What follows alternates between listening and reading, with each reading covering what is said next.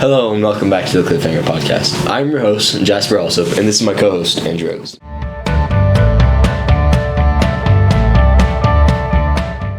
Our last month's podcast was the Veterans Day program, which was when the elementary students sang and performed for the veterans of our community, and it was a great performance.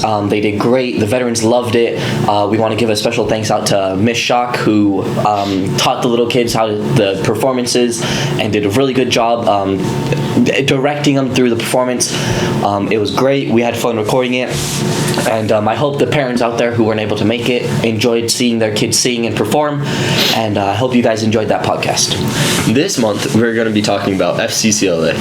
FCCLA stands for Family, Career, and Community Leaders of America. They focus mostly on leadership and home skills and communication skills. The stuff you use at home, in the workplace, those traditional things you should know. A lot of stuff that's good for after school, after high school, when you're into college, maybe into a workforce, maybe when you're starting a family. A lot of good stuff that'll help you further on in life past just math and science and other boring subjects, of course.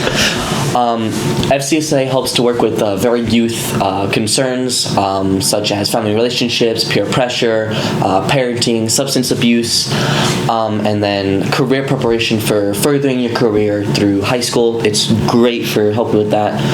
It teaches a lot about how to refuse pressure and substances and parenting later on in life. It teaches FCCLA, our chapter leader, Ms. Tedford. She teaches a lot of cooking, a lot of home skills. She takes kids through a home buying process. She's the one who also teaches our driver's ed, which teaches, of course, the kids how to drive before they get their permit. A lot about substances. That's one of her main courses other than cooking and driver's ed. Is she does a lot with DARE and the DWI programs. They come in every so often and help teach the kids about substances and how to avoid them, what to do if you know anyone who does them, and then of course furthering your career, which is great. It helps further their careers past high school and into further in life. FCCLA is a relatively small chapter at Cliff, though I think this is one of their biggest numbers. They have quite a few people, but it's still one of the smaller chapters, smaller CTEs that we have. Miss Tedford, the chapter leader. It's a chapter leader, the sponsor, sorry. We will be interviewing her shortly and see from a leadership perspective what goes into FCCLA and how all that happens. We are hoping to expand FCCLA after this and grow the chapter numbers because, as I said, they're relatively small. And hope to build it to the size of FFA or BPA or something like that. So now we'll take you to our interview with Miss Tedford. Hello, I'm Andrew Eggleston here with Ms. Tedford, our chapter leader for FCCLA. What does FCCLA do, and what do you guys hope for in the future of this? So, thank you for doing this for us because we do want to use this as a recruiting tool. But FCCLA, we actually have what it means right here. It's our Family, Career, and Community Leaders of America. And so that sounds like a lot because if you think about what family is, what career is, and all the way out into our community, what we do is we try to provide students with a variety of opportunities for leadership. Leadership is the ultimate goal for what FCCLA does. So if you look at some of the things that we have here, when we have an FCCLA chapter, there's all these different skills and all these different opportunities that students can take advantage of just by being a part of FCCLA.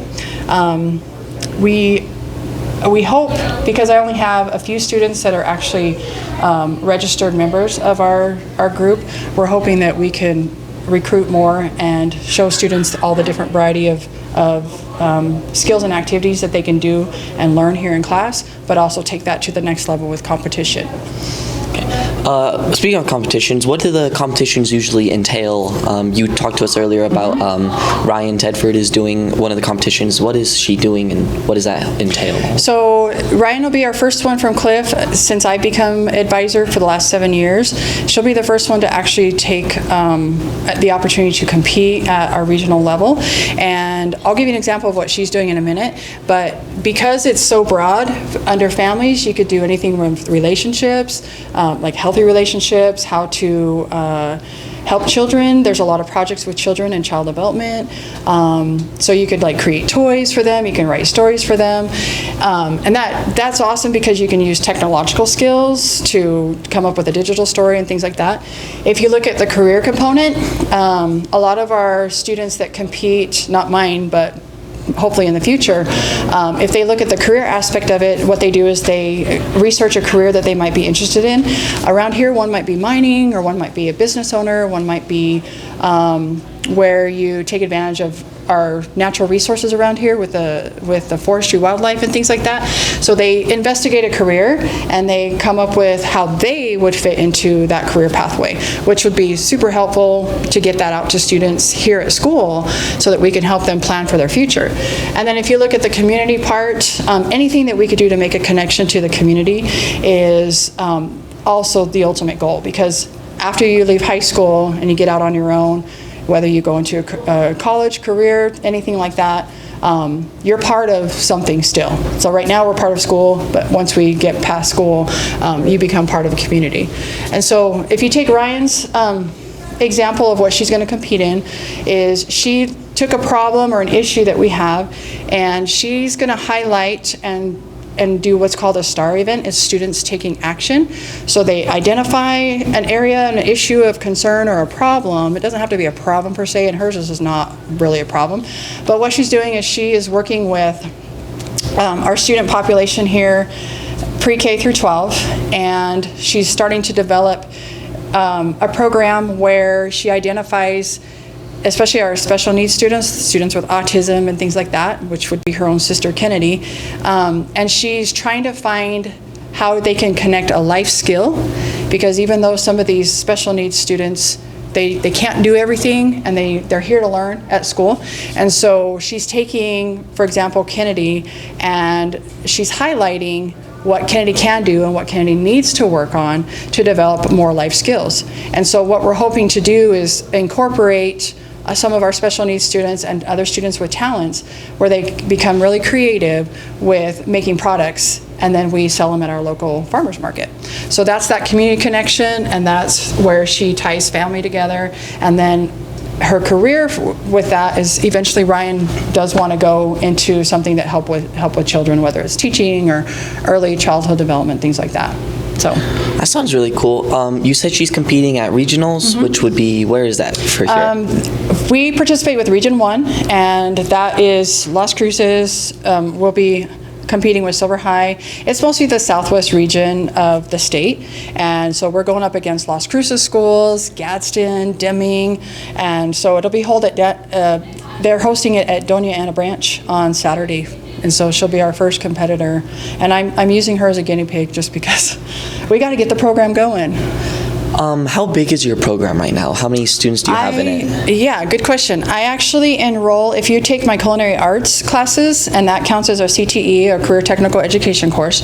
So I enroll automatically all of our students into FCCLA in case there is an opportunity for them to compete, or I can use part of a lot of the FCCLA curriculum into a regular classroom setting. And so going back to the competition, for example, this is a culinary class that we're in right now, and our students can actually compete in a culinary type competition, so a pastry, baking, and things like that.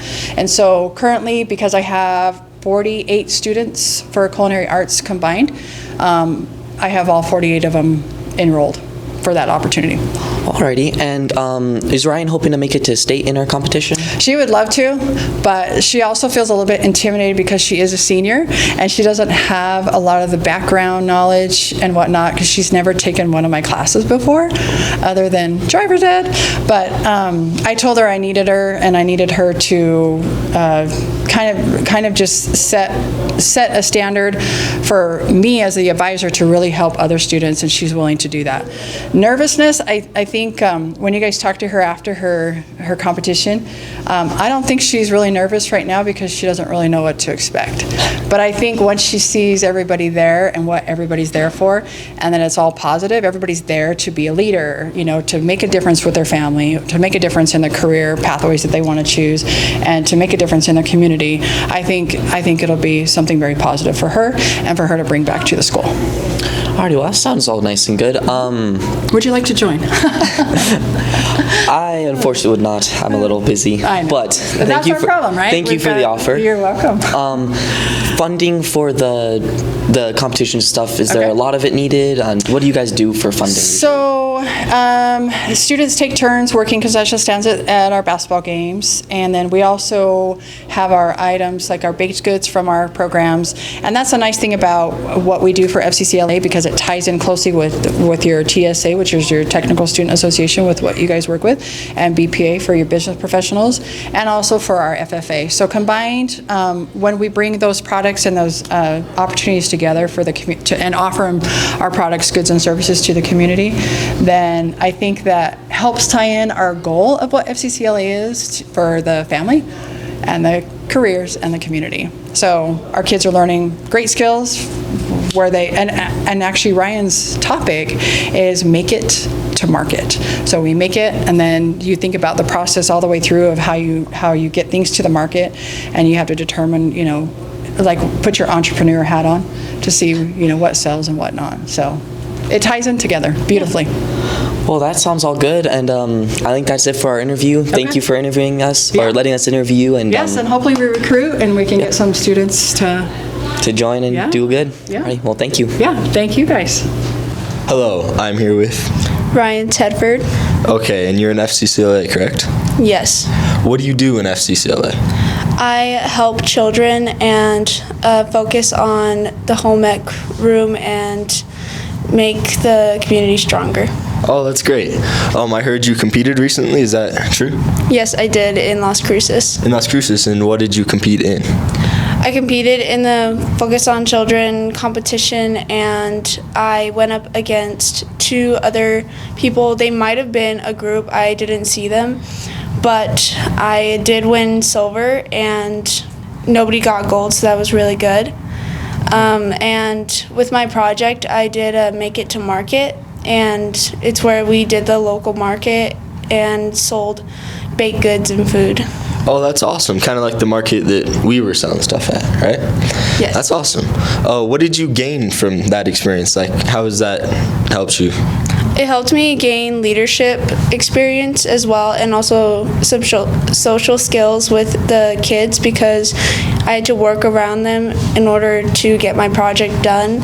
And I also gained some great feedback from parents because they loved that I was including the kids in all their projects with the school and the community. Oh, that's awesome. So you gained some really good life skills that you can use later in life. Yes. Is this leading towards a career that you want to do when you're older? Yes, it would be leading to a career because it's home ec and also ag. It's a lot of, I would say, electives that can help with life after high school as well, because you can gain the leadership and you could even do FCCLA after high school and go into college for it. Wow, I didn't know that. That's awesome. Well, thank you for your time. I feel like this has been a very good interview. Yeah, thank you. That was our podcast this month. We had a lot of fun with it. Thank you guys for watching. I feel like we got some good interviews, got a lot of productive things done. We hope that this will grow the FCCLA chapter, and hope that you guys are interested in it, and will continue to support us and everything you do, and we'll see you guys in our next podcast. Thank you.